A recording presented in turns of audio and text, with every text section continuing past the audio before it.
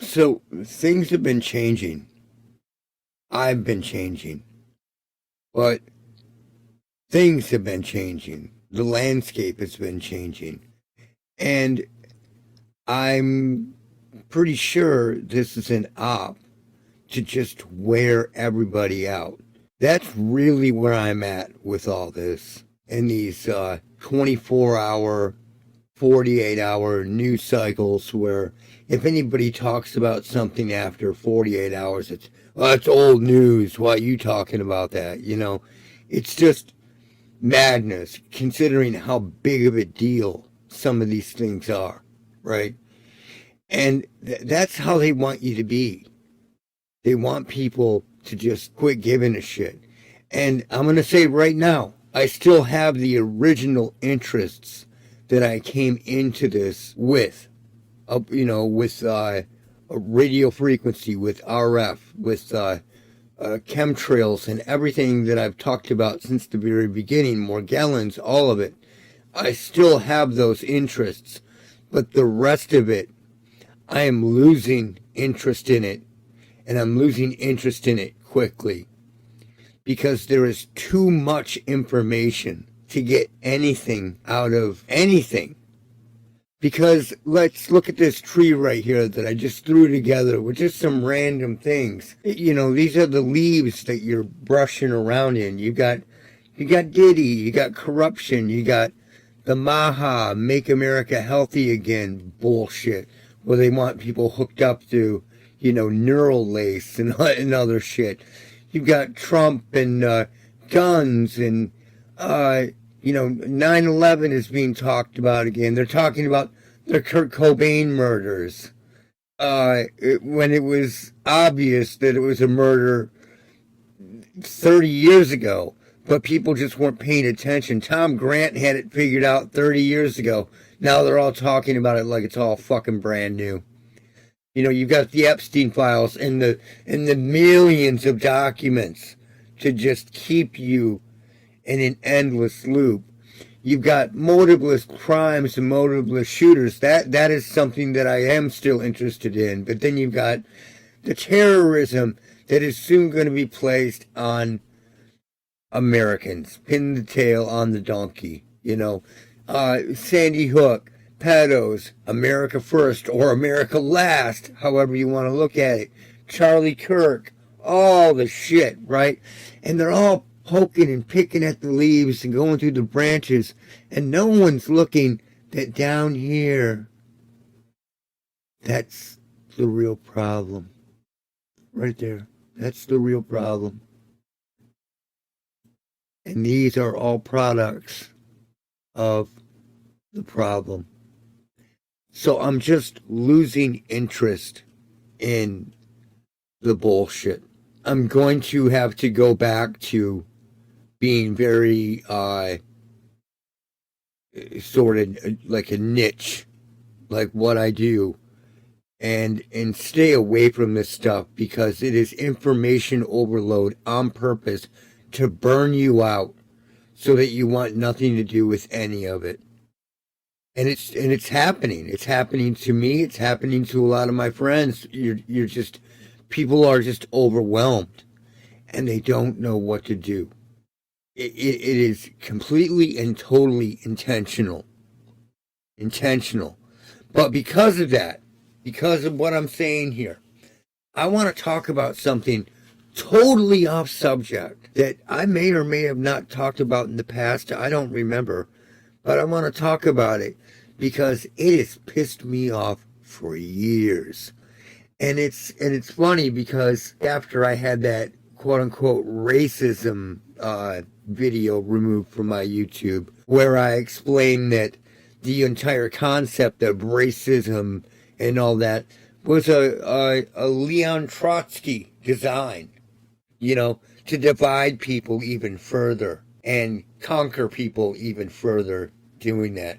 And people just lap it up. The racism. Well, what we're going to get into is something about that. We're going to talk about Altamont and the Hells Angels. And this is going to piss some people off, and I don't give a shit. Why in the hell has America. America, the Stones, everybody that was involved in that concert. Why have those people not apologized to the Hells Angels for doing what they did and saving a man's life that day? But it just goes to show you that they were subverting this shit, subverting the message way back in the 60s, even in the civil rights movement, man. That's what they were doing. So here's Meredith Hunter right here. And he showed up to Altamont, the speedway, the racetrack, to see the Rolling Stones and a bunch of other, late 60s bands play. And the whole narrative is that these evil to the core Hells Angels just couldn't handle the fact that there was a black dude at a show and had to whip out a knife and murder him. And that is literally how they tell the story. They were telling the story that way practically the next day. Let me show you what they were saying about it. Now, this is one of the guys that did the documentary, and he's going to tell you what happened, right? What, quote unquote, happened. Their Bolshevik way of rewriting history. So let's check out what he has to say. Things turned sour with violence, and finally, there was a moment where a Hells Angel bearing a knife and a black young man by the name of Hunter, Meredith Hunter, the Hells Angel wielding this knife came down on Meredith Hunter, killing him. So Meredith Hunter just went to Altamont to get into some grooves, listen to some Give Me Shelter or some Sympathy for the Devil or whatever. And these evil whites just came down on him, took him out. According to this, I'll just call him a documentary filmmaker. So let's let him keep going here. And, it's not something that we could have prevented and said, and so while I was on the stage and not able to see the murder. The murder. Listen to what he's saying. The murder. How it's framed. How it's picked apart. It's amazing shit, man. This is chutzpah. No shame. You can just lie your ass off for your own agenda and not give a fuck what you're doing. Which took place just to the left of the stage and out of my view. My brother, fortunately, was on a truck with another camera person at that time and was able to film that event, so that it became a turning point in the film itself. So it became a turning point in the whole event, that this black guy got killed by a bunch of white bikers, evil Hells Angels. The entire United States, including this guy, anybody affiliated with him, the concert venue, the Rolling Stones, the media, they owe the Hells Angels way more than $50,000, and they owe them a public apology, because I spent years studying this frame by frame by frame by frame, looking at what was going on, how it was going on, and what was up. And I'm going to show you that, because it is not at all what they are telling you. And it still pisses me off. People know about it. I'm not talking about anything new here. I'm just saying that the world owes the Hells Angels an apology, because had they not done what they did, history would have been changed forever that night. So let's go back to this photo real quick. You know, you see the whole crowd hanging out and they're, you know, smiling. It's you know, pretty loose scene. But when you look at Meredith Hunter, he is in a different place completely. He's got his eye on the stage. Right in front of him is Mick Jagger, and the stage is only like 1.5 feet, 2 feet tall, right? And the whole time, he is just hawking Jagger. There's something going on. He's erratic. He's acting erratic. Something's up. And there is something strange going on with him. And it's not a bad acid trip. It's like he's on a mission, right? Very, very weird. It reminds me of Lee Harvey Oswald patsies or whatever. Or he just could have been some fuck with a problem, you know. I know from reading a lot about the family that there was a lot of stuff going on with the guy. I would have to refresh on that to get into the details about it. But there's something going on here, and you can see while everyone's just chilling, he is on a mission. You can see it on his face. And by the time the night progresses, Meredith Hunter and his cohort, some chick that he's with, he's inching them closer and closer to the stage, trying to get closer and closer and closer. Again, the Hells Angels were hired for security, right?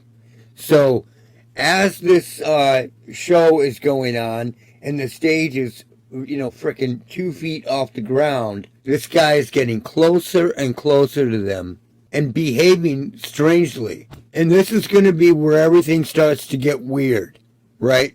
So watch what happens here. You've got Hell's Angels chilling out. The people that got punched out, 99% of them deserve to be punched out for doing stupid shit. And they were mainly band members. Mainly band members acting like fucking idiots. Like they were too cool for school. And some Hell's Angel put them in their place. Now, you're going to look for the guy in the green suit. That is Meredith Hunter. Right there. And Mick Jagger is right here. Let's see this zero here. Like this zero on the back of the jacket, we'll call it that. Mick Jagger is right behind here. So right here, Meredith Hunter is facing the stage. And they made it sound like, you know, these documentary filmmakers that were part of the civil rights movement made it sound like these totally evil Hells Angels just had to stab this black guy. Well, what really happens is, and this pisses me off, man, to no end, Meredith Hunter pulls out a revolver, and they see it, and they try to stop him, right? And then he regains control of the revolver, points it at the stage to shoot Jagger, or Jagger and somebody else, or Jagger and a few other people. We don't know what's going on here. Point is, he pulled out a gun and he was pointing it at the stage for a reason. And before he can do that, a Hell's Angel brings down the knife right into Meredith Hunter and ends it. Right there. Now right there, he's pointing the gun at Jagger. He's not pointing the gun at some random dude. You know, he is trying to shoot Jagger. He's got the pistol there. They take the pistol. They grab his arm.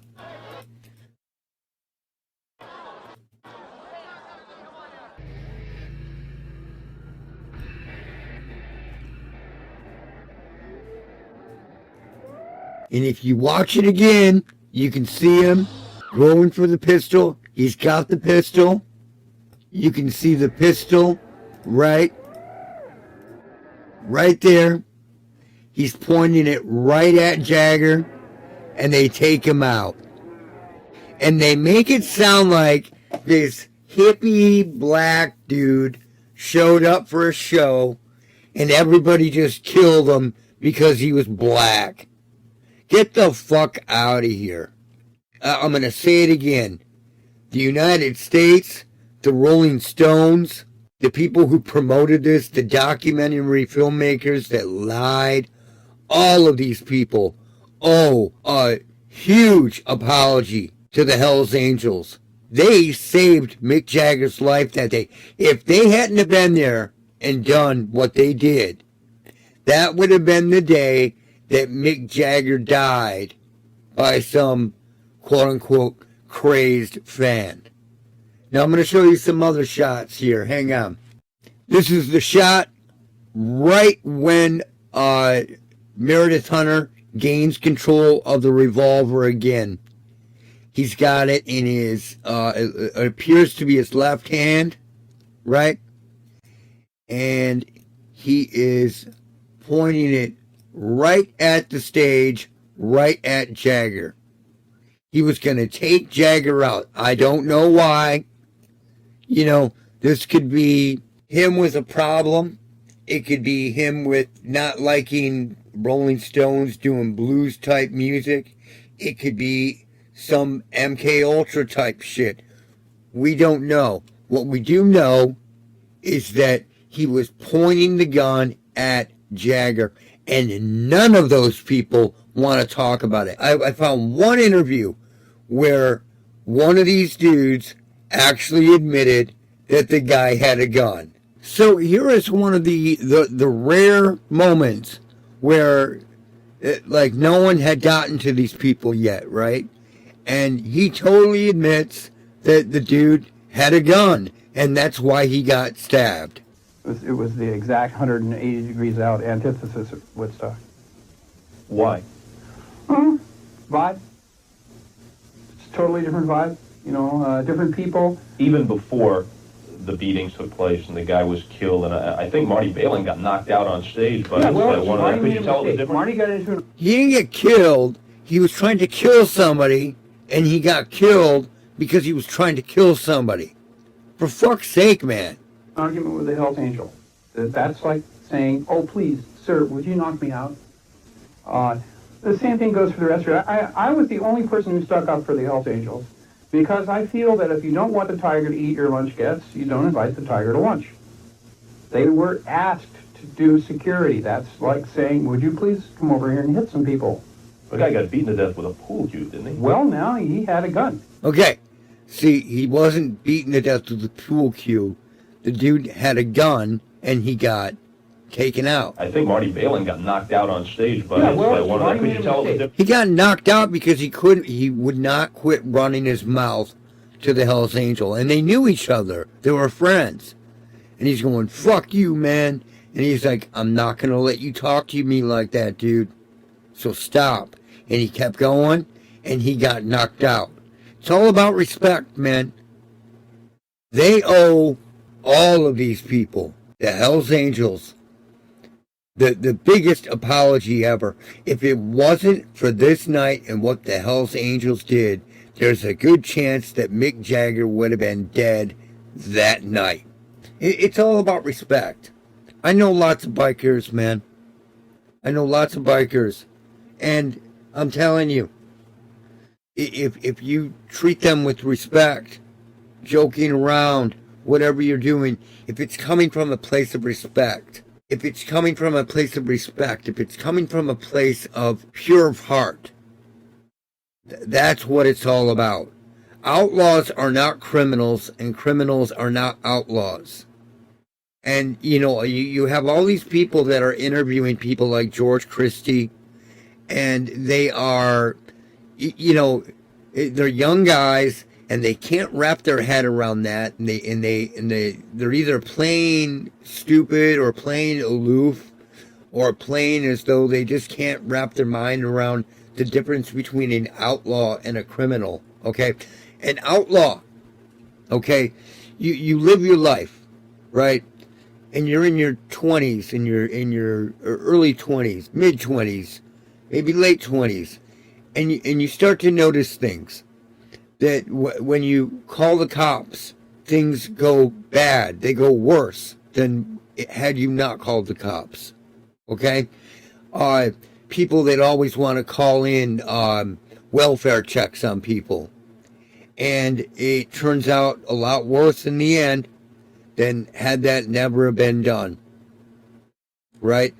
People do not want to call and rely on the system. Those are outlaws. You understand what I'm saying? Those are outlaws. People who don't need or feel that they need the government to solve all of their problems, or the man, or the military, or the police to take care of all their problems. Now, a criminal is a criminal. Are there outlaw criminals? Sure. But a criminal does crime. An outlaw is just somebody who wants to be left alone and doesn't want to participate in the system. And we have way too many people these days that really, really believe in this whole system where you feel like you need to call the man for every little thing that goes down. You hear an argument down the street and you're calling in a fucking welfare check, and dogs get shot, people get killed, and generally it was all about nothing. And those are the people causing that kind of shit. And that is what those experiences, those are the experiences that turn people into outlaws, not criminals, outlaws. Criminals and outlaws are completely different. They can coexist in the same sphere, but they are completely different. Here is another shot from Altamont where you can see, the leprechaun outfit that Meredith Hunter is wearing, and he is pointing the revolver directly at Mick Jagger, who was about right here up on the stage. I'm telling you, if it was not for the Hells Angels, Mick Jagger would have been dead that night, or a couple other people, or a few of the Rolling Stones. There was something going on. He didn't bring that gun there as part of the camaraderie that was going on. It's the same kind of shit that happened in Detroit in the late 60s. My family worked in many, many, many of the mills and the factories and everywhere. And things changed in the 60s. And I can tell you stories that will make your toes curl. And this is the kind of shit that went down. Now, it's really funny because when you look up Meredith Hunter, like on Google, he's like George Floyded. The killing of Meredith Hunter. Meredith Hunter, a young black man, was stabbed and killed at the Altamont Free Concert in California on December 6, 1969 by Alan Passero, a member of the Hells Angels. No, dude, Alan stopped Meredith Hunter from shooting Mick Jagger and other people. That is what happened. And it is such bullshit that these people will just lie through their teeth about it just to push some narrative that this was a whole group of people that were just not down with the blacks, and there were lots and lots of black people there at that show. It's just madness to think this dude bought a revolver, not mushrooms, not weed, not whatever. He brought a revolver for a reason, but they turn him into the victim every fucking time. And it pisses me off, and it has pissed me off that the Hells Angels took the shit for this for decades. It boils my fucking blood. Let's take a look at this shot.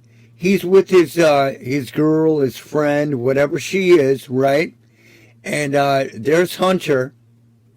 and he's got his revolver out, and he's trying to make his way up to the stage to take out Jagger or somebody, right? But the great thing about this shot right here is she's wearing her white outfit. And right here, if we zoom in, you can see the pistol that he's holding right there in his hand. So, you've had people argue for years and years and years.